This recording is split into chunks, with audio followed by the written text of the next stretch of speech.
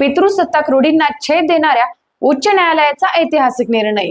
एकल महिलेला पूर्ण पालकत्वाची मान्यता, आईच्या नावावर आडनाव जात लावण्याचा अधिकार, लिंग समानता, न्याय आणि वैयक्तिक सन्मान या घटनात्मक मूल्यांशी सुसंगत असा महत्त्वपूर्ण निर्णय देत मुंबई उच्च न्यायालयाच्या औरंगाबाद खंडपीठानं एकल महिलेलाही पूर्ण पालक म्हणून मान्यता असल्याचं स्पष्ट केलं आहे। न्यायमूर्ती विभा कंकणवाडी आणि न्यायमूर्ती हितेन वेणेगावकर यांच्या खंडपीठानं बीड जिल्ह्यातील 12 वर्षीय मुलगी आणि तिच्या आईला दिलासा देताना मुलीचे नाव, आडनाव आणि जात आईच्या नावाच्या नोंदणीचा अधिकार असल्याचं ठामपणे नमूद केलं आहे।